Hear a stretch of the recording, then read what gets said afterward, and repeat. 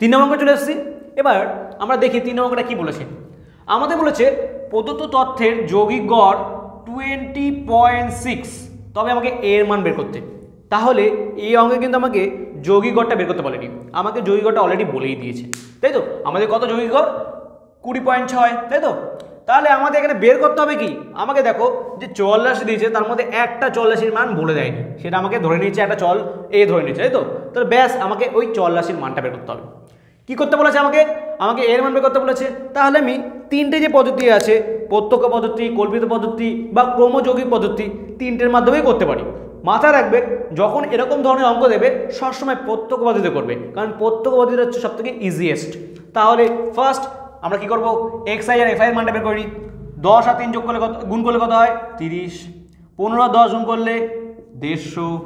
এ আর 25 গুণ করলে 25 এ। মাথায় রাখবে এগুলো কিন্তু গুণ হচ্ছে, তাই তো। তাহলে 25 আর এ গুণ করলে 25 এ।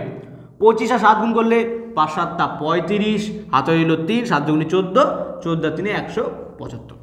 35 আর 5 গুণ করলে এটাও 175 হবে। 5 5 25, হাতে হইল 2, 3 5 15, 17। ঠিক আছে, ব্যাস আমাদের সামেশন অফ এফ আই বের করতে হবে। আগে বের করে নাও। 10 13 আর 7 যোগ করলে হচ্ছে 20, 20 আর 5 25, 25 25 50। তাহলে যোগ করে কত আসছে? এটা আমাদের 50। এগুলো যোগ করো। আচ্ছা দেখো, যখন আমরা এই সবকটা যখন যোগ করব, তখন কিন্তু এইটাকে যোগ করতে পারবো না আমরা। কেন? এর ভিতরে একটা চল আসছে, তাই তো। মানে একটা জিনিস বুঝিয়ে দাও, 7x + 5 যোগ 8, তখন আমরা কি করি, এই 5 আর 8 যোগ করতে পারি। 7x কি যোগ করতে পারি এর সঙ্গে? পারি না, তাই তো, কারণ এর সঙ্গে একটা চল রাশি রয়েছে। তাই জন্য কিন্তু আমরা এই 25কে বাদ দিয়ে সবকটা যোগ করতে হবে। তো যোগ করো। তাহলে সামেশন অফ এফ আই গুণ এক্স আই কত হবে? 0 0 5 5 কত হয়? 10। হাতে হইল 1, 5 আর 3 8, হাতের 1 ছিল 9, 9 এর সাথে হয় 16, 16 এর সাথে কত হয়? 17 18 19 20 21 22 23। হাতে রইল হচ্ছে গিয়ে আমার 2, 2 আর 3, 2 আর 1 হচ্ছে গিয়ে 3 4 5, তাহলে 530। মাথায় রাখবে আমার কিন্তু এখানে একটা জিনিস এখনো যোগ করা বাকি রয়েছে, সেটা কি? 25 এ।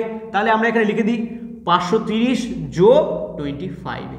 তাহলে summation of X I R F I কত আসলো? 530 যোগ 25 এ। ঠিক আছে, তাহলে এটা হচ্ছে কি আমরা কি পেলাম?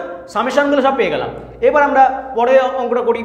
আচ্ছা, অতএব তথ্য অনুযায়ী আমরা বলতে পারি, অনুযায়ী কি জানি? যৌগিক গড়,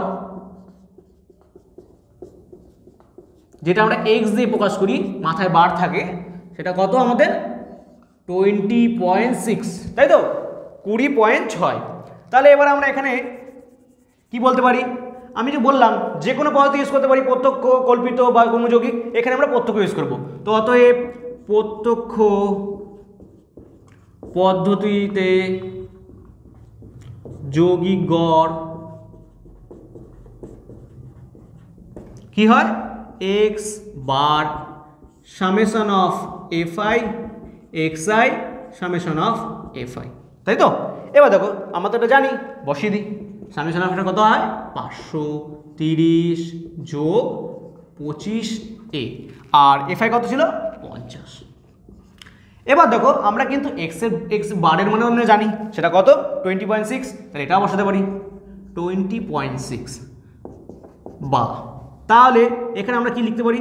এই 20.6কে পয়েন্ট উঠে লিখতে পারি হচ্ছে গিয়ে 20টা, এই পয়েন্ট উঠে গেল, তাই তো। তাহলে কি লিখতে পারি? 206, নিচে চলে আসবে 10, এখানে চলে আসবে হচ্ছে 530 যোগ 25 এ 50। নিচে শূন্য আছে, নিচে শূন্য আছে, কেটে যায়, তাই তো। তাহলে এখানে রইল 1, এই 1 দিয়ে কোনাকুনি গুণ করো, এই 5 দিয়ে এই কোনাকুনি গুণ করো, তাহলে আমাদের অ্যান্সার চলে আসবে। তো 5 দিয়ে গুণ করলে কত হয়? 5 6 30, 5 দুগুণী 10, 1030, তাই তো। আর এখানে হলো হচ্ছে গিয়ে 530 যোগ 25 এ। তাহলে এই 530টা সংখ্যায় আছে, এটা আমরা নিয়ে আসি এই বাদিকে। তাহলে আমরা বলতে পারি 1030 বিয়োগ 530 ইকুয়াল টু 25 এ, বা বিয়োগ করলে কত হয়? বিয়োগ করলে হয় হচ্ছে কি 005। আচ্ছা, আমাদের এর মান বের করতে হবে। তাহলে 25টা আমরা বাঁ দিকে রেখে লাভ নেই, এদিকে ডান দিকে লাভ নেই, এদিকে নিয়ে চলে আসি। তাহলে দেখো 25টা কিন্তু গুণের সম্পর্কে ছিল এর সঙ্গে, এদিকে আসলে কি হবে? ভাগ হয়ে যাবে। 25টা কিন্তু এদিকে আসলে ভাগ হয়ে যাবে।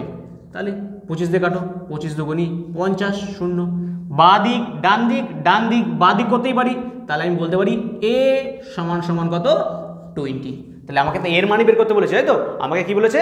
a এর মান বের করতে। তাহলে আমরা বলতে পারি অতএব a ইকুয়াল টু কত 20। এটাই আমাদের অ্যান্সার বা উত্তর।